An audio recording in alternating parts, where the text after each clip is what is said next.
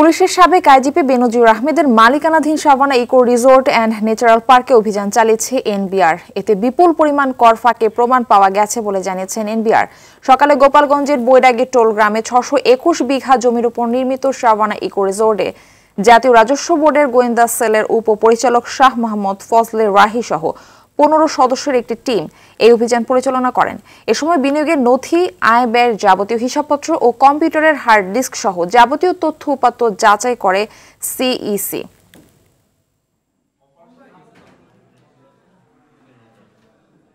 সুনির্দিষ্ট অঙ্ক বলা খুব মুশকিল যে এখানে বিনিয়োগ কত হয়েছে, কারণ এখানে বেশ কিছু ডিপার্টমেন্টের সার্ভে রিপোর্ট লাগবে আমাদের, জমি সংক্রান্ত, তারপর হচ্ছে সিভিল কনস্ট্রাকশন, তারপর এখানে একটা ট্রান্সফরমার আছে, সাবস্টেশন আছে, সব কিছু মিলে এই তথ্যগুলো যখন আমাদের হাতে আসবে তখন বলা যাবে তার বৈধ আয় দিয়ে ইনভেস্টমেন্টটা সম্পন্ন করতে পেরেছে কিনা। যদি বৈধ সোর্স না থাকে তাহলে বাকিটা যেটা আমরা তথ্য পাবো তার ভিত্তিতে আমরা পরবর্তী আমাদের কার্যক্রম গ্রহণ করবো।